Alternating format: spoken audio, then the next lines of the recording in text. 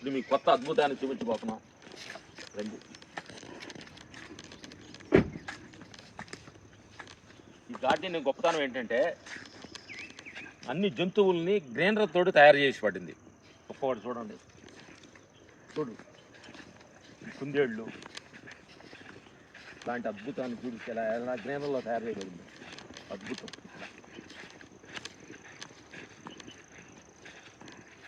ఇక్కడ చూడండి, చూడు కొంగలు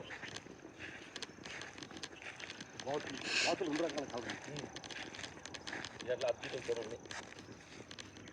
ఇది చూడండి ఎట్లా 2 రకాల కలర్లు. అంటే మనం చేసుకుంటే మనం ఎన్నో అద్భుతాలు మనం చేసుకోవచ్చు. ఇది ఒక రకం. ఎలిఫెంటు,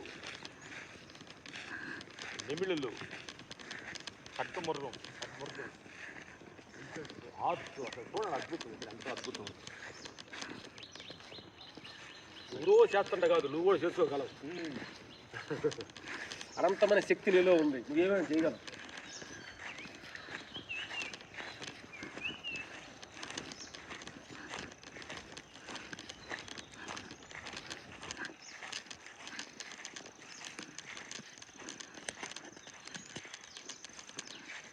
బాతులు లవ్ ఫీలింగ్తో ఇక్కడ మాట అందరూ.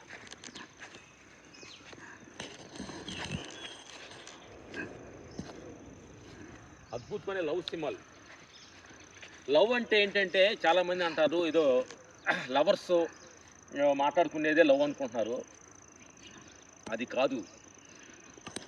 ప్రతి క్షణం ఉదయం లవ్తో మునిగిపోయి ఉండాలి.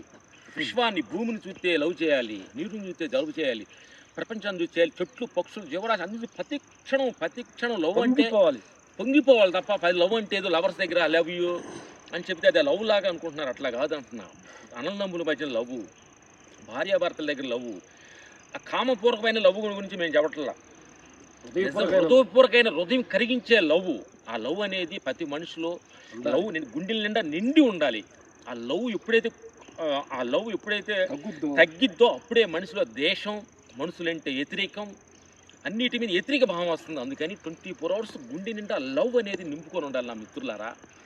ఆ ప్రేమ నింపుకొని ఉంటే ప్రతి మనిషిని చూసినా కానీ ప్రేమతోటి కనిపిస్తాడు.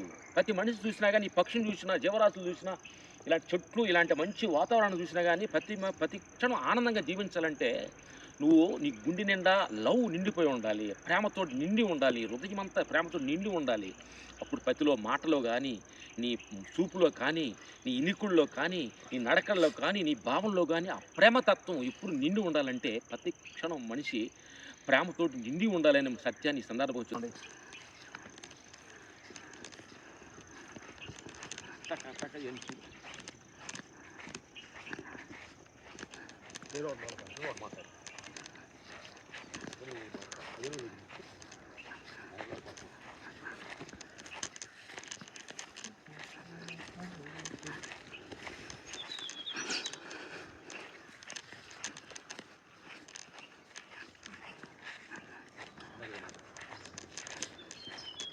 నమస్తే.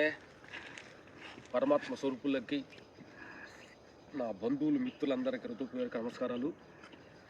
నేను ఒకరోజు ఒంటిగా నడుస్తుంటే ఒక అద్భుతమైన అనుభవం వచ్చింది. అలాగ కొండలను చూస్తున్నప్పుడు, సముద్రాన్ని చూస్తున్నప్పుడు, చెట్లు చూస్తున్నప్పుడు, కాశ్మీర్ చూస్తున్నప్పుడల్లా అవన్నీ చూసి ఒక నెమరేసుకుంటూ నడుతున్నప్పుడు నాకు ఒక్క చిత్తం నాకు అనుభవం వచ్చింది.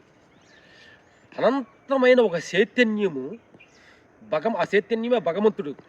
ఆ చైతన్యం మనిషి రూపంలో వచ్చి మనిషి కళ్ళు ద్వారా, మనిషి చెవుల ద్వారా ఇనికిడి, మనిషి నోటి ద్వారా మాట్లాడుతున్నది నాకు అద్భుతం వచ్చింది.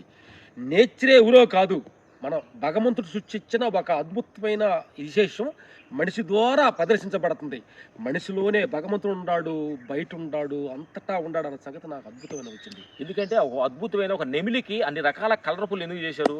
నెమిలి ఆనందపడుతుందా? మనం చూసి ఆనందపడతా అంటే భగవంతుడు మన ద్వారా చూసి ఆ సృష్టిని చూసి ఆనందపడుతున్నాడు అనమాట. ఈ అద్భుతమైన సముద్రాలు, అద్భుతమైన కొండలు, అద్భుతమైన మంచు కొండలు, అద్భుతమైన పక్షులు, జీవరాశులు, కలరగా జీవరాశులు సృష్టించేటంటే వాటన్నిటిని చూసి భగవంతుడు మన కళ్ళతోటి చూసి ఎంజాయ్ చేయడానికి కోసం వచ్చాడు తప్ప వాటిని చూసి దోహపట్టాలని, బాధపడటానికి కాదు. అందుకని భగవంతుడు మన కళ్ళతోటి, మనం ప్రేమతత్వంగా ఉంటే భగవంతుడు మన కళ్ళతోటి ప్రపంచాన్ని చూడటానికి వచ్చాడు. ఈ సత్యం ధర్మం తెలుసు. Okay, thank you.